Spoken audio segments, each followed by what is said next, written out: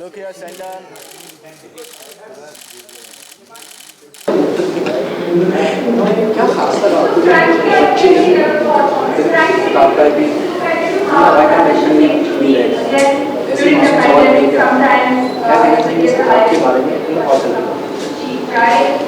मैं सबसे पहले तो कहना चाहूँगी कि जो दोस्तियाँ आई थिंक आपकी शुरुआत में होती हैं वो बहुत लंबी चलती हैं और वाणी के साथ मेरी वो दोस्ती रही है।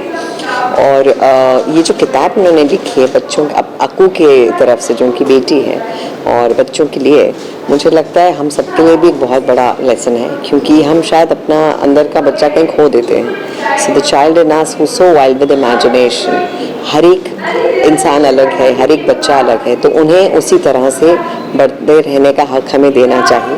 और ख़ुद भी मुझे लगता है कि ये नहीं सोच लेना चाहिए कि हम लिमिटेड हो गए हैं क्योंकि हम बड़े हैं। So just that power to go beyond, I think this book is all about that, और मुझे बहुत अच्छी लगी and I am so glad कि मैं इस प्यारी सी book I've read parts of it, parts are wonderful. But for one year I had to do this. I was there in Delhi also for the launch and I had to be here. And I wish her all the best. And I wish Akshara all the best.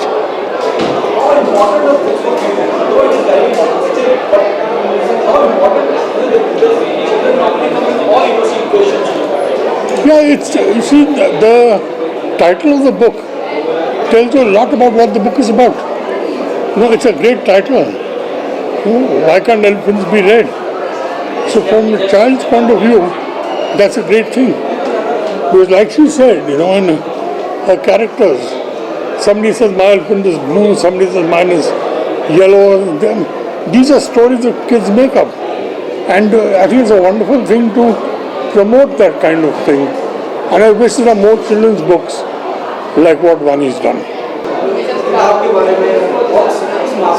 किताब का innocence जो है उसको मतलब जो pages अभी पढ़ेंगे, मतलब बाकी चीज़ें पढ़ूंगा कि मुझे ही पढ़ना है, क्योंकि वो थोड़ा सा इनोसेंस जो है ना अभी कई जगह मिल नहीं पाता है लोगों को। और जो वानी ने किया है और जो लिखा हुआ है ना, मुझे लग रहा है बहुत टच करेगा। और ये दोनों के लिए ही है, मतलब पेरेंट्स के लिए भी है और जो है बच्चों के लिए भी है। तो उसके हिसाब से बहुत कुछ लर्निंग प्रोसेस है। मुझे लगता है इनोसेंस होना, जिस तरीके से लोग चाहते हैं हमारा बच्चा प्यारा हो, तो माँ बाप को भी प्यारा होना चाहिए ना। उसके लिए आप सारी अच्छी बातें चाहते हैं, औलाद अच्छी करे और आप ना कहे तो नहीं सकता। तो मुझे लगता है ये एक ऐसी चीज़ है इस किताब में, शायद उसे पढ़ने के बाद जब मैं पढ़ूंगा तो पता लगेगा कि हाँ, कुछ मासूमियत हमें भी होनी चाहिए, मासूम बनाने वालों के लिए ऐसा। जी,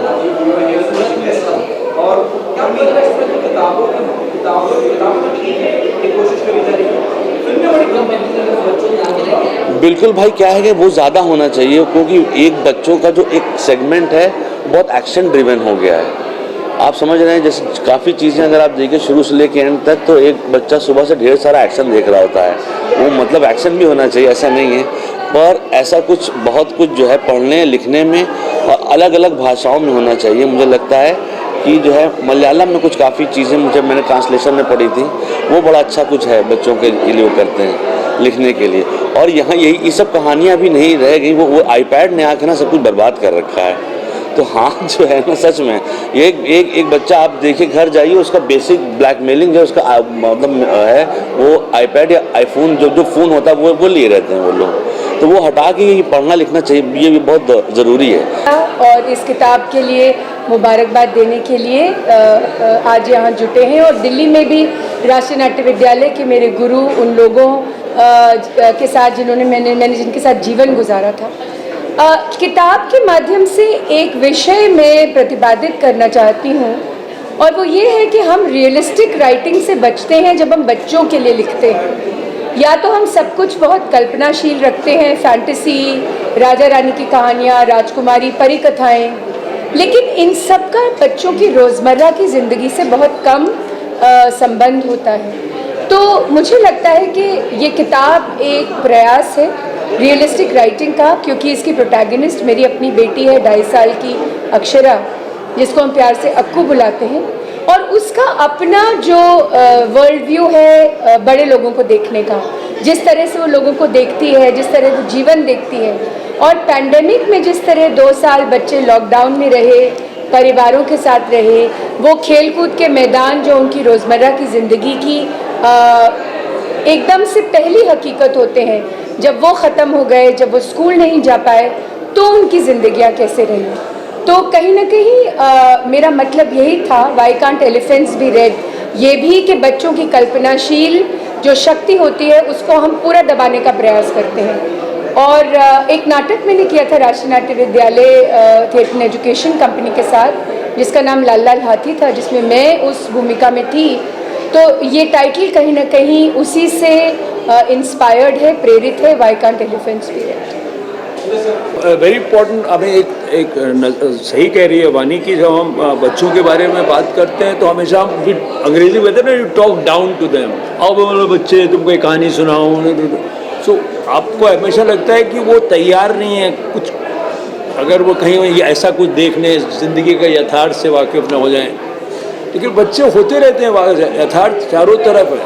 तो अगर बच्चों के साथ थोड़ा नॉट कॉन्डिसेंडिंगली, आफ्टर ऑल बच्चे हैं, लेकिन आप अगर उनसे बातें करें 1 to 1 तो वो बहुत अच्छा है। और आप एक निदा साहब की लाइन है ना, कविता पहली भूल रहा हूँ मैं, कि बच्चों उनको बच्चे रहने दो, 4 किताबें पढ़ के वो हम जैसे हो जाएंगे, ऐसा कुछ एक है। तो हम कुछ हमेशा उनको ढालना चाहते हैं, अपने जैसे अपना जैसा बनाना चाहते हैं। तो वो उनको जो डिस्कवरी, एक एक्साइटमेंट, एक जिज्ञासा, एक दुनिया को देखने का नज़रिया, मतलब मेरे ख्याल से वो आपको सबक सिखाते हैं। और अगर हम सब थोड़ा बहुत वो रहें बच्चे, ज़िंदगी को सिर्फ क्यों हाथी लाल क्यों नहीं हो सकता, अगर हम सोचें ऐसा, तो वो हमें भी थोड़ा सा ज़िंदगी में मदद करेगा। नहीं तो हम भी ढर्रे में फंसते हैं, वो जिज्ञासा हम खोते जा रहे हैं। तो बच्चों के साथ साथ आप भी सीखेंगे मेरे ख्याल से। क्योंकि बहुत कुछ डिजिटल हो गया है, विद ऑल ड्यू रिस्पेक्ट, एक बहुत बेहतरीन कोशिश है किताब के माध्यम से पढ़ा जाता है कि डिजिटली ज़्यादा दुनिया, छोटे बच्चे भी, और या टीनेजर की आप बात करें, कितनी गुंजाइश आपको लगती है इस तरह की किताब को ऑन स्क्रीन उतारने की, कि क्या ऐसा possible to make a film होता है? हर चीज़ की मेरे ख्याल से फिल्म बनाई जाए ऐसा ज़रूरी नहीं है। मेरे ख्याल से जो इमेजिनेशन है, ये जो शब्दों की दुनिया है, ये जो किताबों की दुनिया है, अगर उससे हर बच्चे का एक अपना इमेजिनेशन, उस कहानी से खुद इमेजिन करता है, वो पात्रों को खुद अपना, फिल्म थोड़ा कॉन्क्रिटाइज कर देती है हर चीज़ को। तो थोड़ा बहुत कुछ किताबों को किताबें ही रहने दें। कि हम अपने से छोटों को कितना कम जानते हैं। हम ये जानते हैं कि वो, हम उसको जो चाहते हैं उसके कितना आसपास है। हमारी बच्चों से हमेशा एक तवक्को होती है कि मेरा बच्चा ऐसा हो, और फिर हम उसको घसीट के वहाँ से वहाँ लाते रहते हैं। इस पूरे प्रोसेस में हम इस बात पे कभी गौर नहीं करते कि वो कौन है, और उसको हम आज़ादी से बड़ा नहीं होने देते। इसलिए इतना ज़रूरी है कि हमसे जो छोटे हैं उनके सवाल सुने जाएं, उनका उत्तर दिया जाए, बजाय इसके कि हम उनको ये बताएं कि तुम क्या बनो।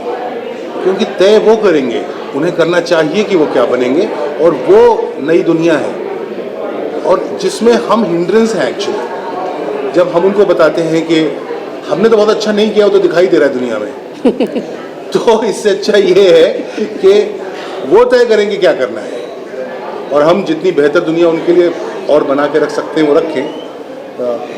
लेकिन it's so important to ask कि हाँ